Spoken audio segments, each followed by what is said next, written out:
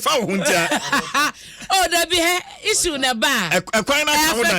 affect you bia so at as na fe na me experience na eba na wo kan won say because wo de ni muti no na won o kan ye de but won feeling sa very unfortunate yes protocol sem na doso wahu yenya ne ma mo be big men and women na momunya protocol de mo man ko jije mu a ye de ne titifie no enti asamba ya na mo so no monya badai kakra ne tema waje protocol da nim so wo mi sa betumi akoje sa ayi hostel 9000 ama oba na akoje ma no na fa ba bia oba no wo no ne fa ma de on tumi ntua 9000 wahu sije na o man na enkoda nim na reboot your life baso and you become sikasem. Yeah. Financial management in uncertain times. Manwa monumu ebie. Mema na to be so no Paris plantations 50 cities. And Hebeka sikasem. Ura Paul Mante once again will be joining us today. Na fe yaka sikasem kwa befa so atutu sikasem niema mo twan akoyika ye chance ka no amutwie no ayeyi enti na se chese eno anse mo kwa eya bo modern se asempa beti habi oti happy na mudi san kom na yo anso sa sheso moti ha na modi enkrata ne bu animu no enkrata nya wa peso de enkrata ne fire enkrata ne be kan yankasa na a belated happy birthday dey kan enkoma Webek Kofi Ampadu Adom TV director Enra no di na woda enti happy birthday enkoba no ai na me de wo hyase woda obokrata birthday me wie da obokrata na me de aka ne beto aso me da ase enti no hye da obokrata mu daily guide na me de hyase ma CJ na sorry me hu ye no wonim se first consignment no abedru omuchese bedru enra na eno no 40 million metric tons of oil enti oil for gold no nyame Adom empenyefo tutu ho anamon ama consignment edikan no yensa ka ya bedru Ghana enra ne yesitema port if Dubai ena baye na wo hwe ma bokoyo storage and transport and transportation omo ne di anim adwumako edi anim ekwohwe ye edel no ane e won hyehyɛ nyina no ona ye goal so bo mu tidom na oye marketing companies awodo ne bi so ta kire eno makodi dwuma no edi aba enti sie ye kasa no mo kyese Ghana ha se no kame esa busumi bia no fa nwo a oman no edidi dwuma ye be 180 million metric tons eno ane oil a ye didi dwuma enti se no omanya 40 million metric tons ena aba na kyese ye wo deficit be 140 million metric tons ya wase no so babedru wo mo kyese omugusu edi hu dwuma dendenden na wo kai saban edi tudwa ya wo mo kyese hyehyɛ wodo bi a wo mo di gu akwase de beye na oman no sidi ni be gane na so na $6 bebre de akwakoto fa won no ya na ema yesidi no enya ahoden ema dandan sa be ho na oyi dollar na hoden no abunka ba fa sidi no so eno na November bosome wa fi atwa mu no vice president edi tudwa ya wo kyese aban no susu yo modi begu akwanso nie so modi gold mom na be kwakoto oye compare say na komodi dollar se be kwakoto ne no aboa ama yesidi no enya ahoden eno ho asem e wo daily guide abokrata yenim ha sei katafeto so me ensa na benya asem ni nyina da na wakenkan biem eno achi so wo ha ya no menim se CJ eni asempa nyina ya we ya kan resha for ho nsem na no se da no fie da kra no kyese na sakato na bra na dwuna na expectation no ene sa listen ne be drop it ya hwe ni mu a efie da yesiri pa ma de eche ama empo be me nda ne sei yesiri hu pesa me se misiri papa ene platform bia me wo so ye dede san ye twe yo e ba o listen ni ba o hebuada me nda na dwon so ama na ne yete so se me nda no krampo no o man pani akofid na che me wo ha ya wo da phone so no wo okọ UAE ahun okọ UAE ana mo se antoma pani reshuffle list or the kwa na se waja to hanomo ana se wo kwa bansana be se what the list na betuja na making kind daily guide no asa ne ma no eyafa ebi wani so kakra because said ye tete ye no eyasesa daily guide say reshuffle the kwan bia so no ebeba na se ye kasai no so sisa daily guide e quote teacher say Matthew Opoku Prempe oye minister of energy no say no anhwe ya obekwa kosi alankwayo chemante anan ewo eye trade ministry ho anaso obekwa health ministry eno ene de na mu a eboba ente ye nima mienu aida so obekwa health ministry na wakosi kwakwa agima manu anan anaso obekwa trade and industry ministry ho na wakohye alankwayo chemante so de na dwuma to honom wakohye nanan eno nanchen wo hye energy ministry ho so a omo che say Coordinator Tahir Hammond KT Hammond eye adanse so kwamra se bedwani ena hya sa asoye no mpanyifo de be ma ne so onkohye no ntoto ho niama wonom na bi mu tepo no nye nne ya na wo hye de mkrampo se ba na no ka waje post ro bi nim de ba ye ya che se edandan ya ababedure nei na ba ko me hu ya shoke me kakra delegate de abeto ha sei eye brand champon abeti FMP wono so ye kane so afa no ewo mampani ase ohye eni oman ni nyina babo ho nsem so na de yetete ne se anhye yi a no mom na ekwa Greek ministry honom no ena bi mu se sa se no na nkrofo se Jombodu Krempo do ne ekwa Greek ministry o afa de omo che se de delegate de kan mede ma wono ene se brane champon ebekwa akohye ministry of food and agriculture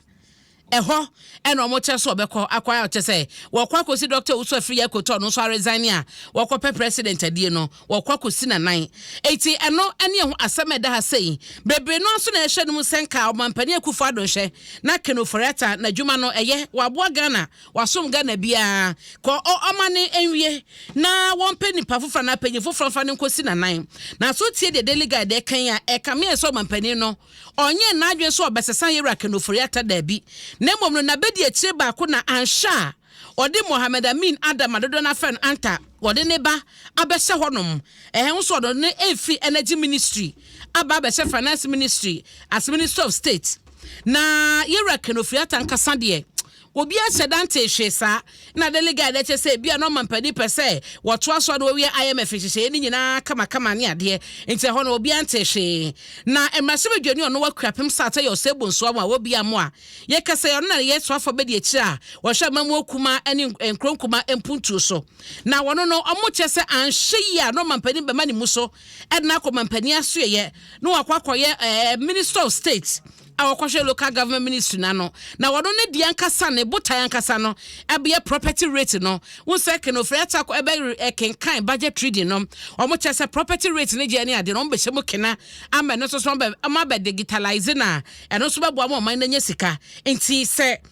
obi amo ade delegate eken no sada eche ne ho no okose de a ene na eno no be nyina so se property rate ho adwuma titirum ana obekọ akoye wo ho no mo obekọ papa kane no no ye so fa be de echo no hwa gudie ho nsem so o mampane dada kufuo abreso enti wei ene de daily guide da obokrata no ede aba na o che so mampane ni trip na wo de kọ Dubai a obesan so akọ wramum e wo London no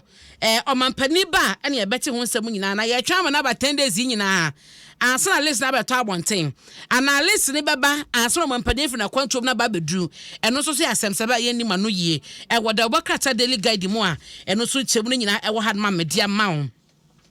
no mampane dada John Dramani Mahama enso akoka asem bi ekwa wi akire no bi mu twabo ne ye pa ne nyina no ya agenda 111 ene se da ban yi etu ho kan ho nsem eche se mansin bia no ebenya yaresabia ho no se de beye na apomudin hye ebekoso na manfo so eho han wo kakra na emu no na mampani dada ekoposi ye no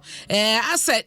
date no efa na ni so kakra wa hu ono koka se 4 years nie ya ban yi ehye sabo no na so bo hye no entumi emamu abesi ne krompo no aban ntumi mponka sa yaresabia ide masi won kokko constituency anasa kwa was masi mu masi awie enti mapa hontuma ewiase nyina hu agenda 111 na yaresabia ne ba kumpo no mapa hontuma no ena no mampade dada Mahama ebo na chi echese ye na to da bia manyofo ni binom no ye na omo de Ghana fo ya danko dada dwe omo de Ghana fo di agro enti no asem bi onmo mo beka no wo manim sase wo ka no mutumi nya so mbeka eno ene ekote fa so a okoka se afe na nya 4 years a wo monte hwe no Ghana fo se ne so wo de bayi wo ene no so butwa bo no aka ma obi a che na dwen na so ko wi eche no asampa no pese okane se aban no agenda 111 say 2 years say te sen oka ho asem no Ghana fo ehunu ne ti ehunu ne nan eno so ho asem e wo daily guide abokratem de katafatu sunsia ena ebewie we no eye arehosem CJ say so call eye oyoko a weekend ya Kofodi oyoko na taxi driver ahwe nyame ani matwitwa na yire akuna to dem your friend Michael Abeku Hagan wakuna yire abawa ne the gift tete or 26 years see omo wankwara miensa awore no mutim na nkasa na yesi issues na oba ne maame atoka e de ama na sebe ma so mfanya adwuma asem nyina se ka nka wontwe no fan support fie na ho han wom na so adwuma na Mike yi eye no wo mu hunu sika ka ne nso so a won hwe ka ne ye ne sade a aso so wo je ne ka enti akoya mentebe ho ase won na yire ne ntem oba yi de complain akonti wo kan story na abusuafo nya ba ko nya mienu nya miensa oma ka ho asema wo ba so ne kasa bi wo so obeku no wo hunu na meku wo ena chesa mpampa omaku no na abusua no panye ba ko no wo mi akwasi omo chese abaya wawi ni wo fa no wase asem ne bedru nanim omo tena so kaye na emu ne kano ano na awura no bronyani no ko ne ma menche wo begro enti na woni Kofodua ho na chese ofri begro bedru fie da ya o edene na nsa fie da ya chese ofri begro bedru ye no ana ko mo hwe so aban podo mu nyina betena asem no so aka no so no mpo no na onim se gift asamba oyoko ho ene se de memenda do mo kwoto ya o mako ama se koba de enyo kwasi atwitwa gifti omo so otwa nachi etwa ne ti ne moma ne nsa tia ne fingers ene ne nsa ne nan nyina wo twitwaye nti ne wa kuno wa wie ye no de ne ho kan wura na wotie mu nsam ne se de bokrete yi ebo no a ha adwen wahu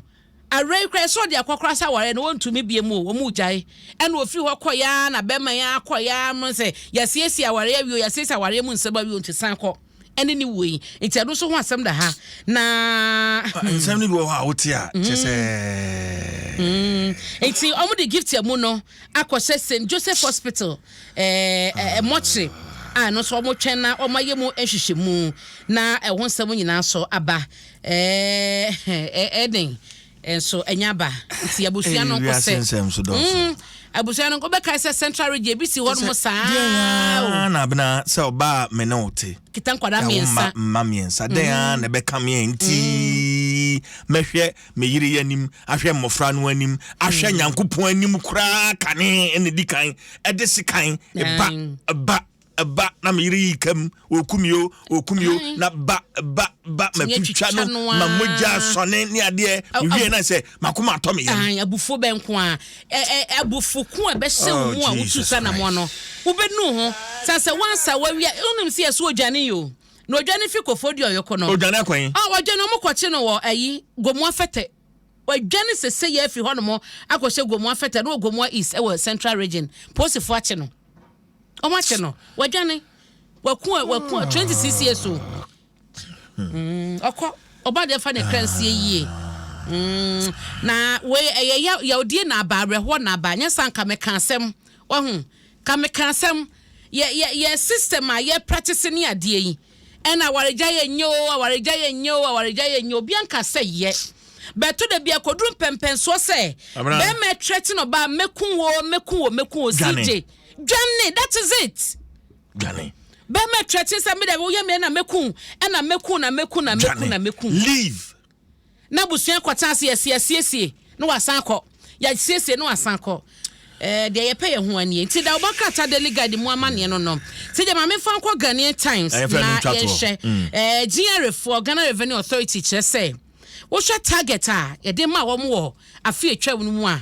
Omo ye dwumaden. Ama munya crowd bro de ne wo so munya no in excess into no 3.6 billion Ghana cedis so munya no in excess na che so mabɔ dwumaden pa eno ho asam da ha Reverend Dr. Amisha Dai usua mo a Commissioner General Edema Ghana Revenue Authority ni foni na eda he asam no e katafa to sudu ba ko memmo mu kakra bi ma na memfa enwie enti wo hyenche mu no mo de ba ye no a omo kyesa afemu ni nyina no na wo mo target 71.94 billion Ghana cedis na ekowie eche no no matumi agye sika wa finimu anya 75.54 billion Ghana cedis a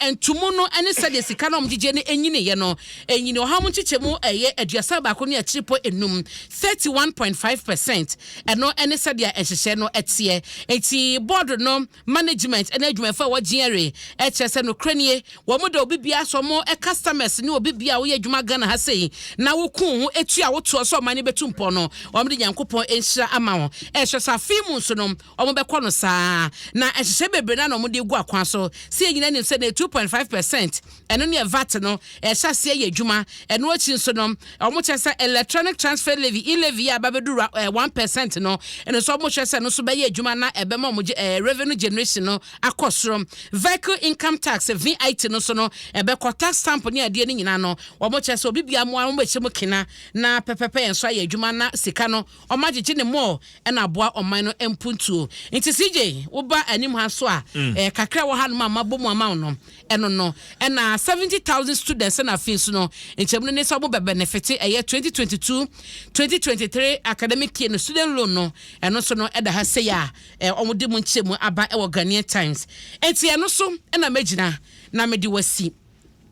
na ansa na mekono birthday bi wo ha no ma menye no tewai na me sorry sisi